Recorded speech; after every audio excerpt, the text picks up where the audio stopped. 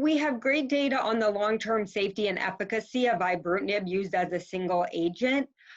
There was a pooled analysis of 3 different single agent ibrutinib studies that showed long-term outcomes at 7.5 years of therapy. And this showed that the 5-year progression-free survival was close to 20%, but was very favorable in patients who had treatment with ibrutinib as a second-line therapy. So the median progression-free survival and duration of response were over double when ibrutinib was used as second-line therapy as opposed to a later line of therapy. And somewhere close to twice as many patients achieve a complete remission when this therapy is used as second line as opposed to further lines of therapy. And patients who are able to achieve a complete remission actually do very well in the long term with a median duration of response of over 5 years. As far as overall survival, that was also better for patients who had received ibrutinib earlier in therapy, and for those who achieved a complete remission, a median overall survival in this long-term follow-up was not reached. Patients who are treated with ibrutinib who have better prognostic markers do even better, so they have higher overall response rates and a prolonged progression-free survival. So patients who have good performance status, who have low-risk MIPI, who have non-bulky disease, so is defined by less than 5 centimeters, and non-blastoid histology. Interestingly, the overall response rate is similar in blastoid versus non-blastoid histology. However, the progression-free survival is shorter with blastoid histology. The late plateau curve from the 7.5-year follow-up shows that there are a proportion of patients, overall about 20% of patients, who will still be in remission at 5 years while they continue their ibrutinib therapy. So again, those patients who get a complete remission, even duration of response greater than 5.5 years. So there are patients who can be on ibrutinib 5, 6, and ongoing years plus, being well tolerated and their disease under control. Lines of therapy are important in determining what prior lines of therapy and what was used in those lines of therapy are important in determining what to use with patients.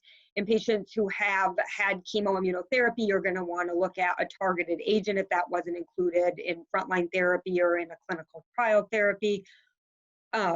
Chemoimmunotherapy in a patient who gets a limited response, you're not going to want to reuse chemoimmunotherapy because the chance that they're going to get any sort of prolonged remission duration is pretty low out of that, and they're going to have higher toxicities associated with most chemotherapy regimens. Differentiating the 3 BTK inhibitors can become a little bit tricky because they were all approved on phase 2 single-arm studies. There are ongoing phase 3 studies in different diseases like CLL that will probably help us better define if there's differences in toxicity between the different BTK inhibitors. When you look across the 3 approved BTK inhibitors, ibrutinib, acalabrutinib, and zanubrutinib, the responses are probably overall pretty similar when you look at that. Some of the response assessments were done by CT and some were done by PET. So probably somewhere between about a 70 to 80% overall response rate with single agent therapy with any of these agents, and a complete remission rate of about 40%, a little higher in the zanubrutinib that used PET CT. But probably similar in general. Where you may see the more variability is in the toxicity. So ibrutinib was the first developed BTK inhibitor. Acalabrutinib and zanubrutinib are felt to be more specific for BTK selectivity, so have less off-target side effects. So a few of the side effects that are presumed by the studies to maybe be a little less seen with zanubrutinib and acalabrutinib include atrial fibrillation and bleeding. Although these are not 0 with these agents, it is reported in a less number of patients.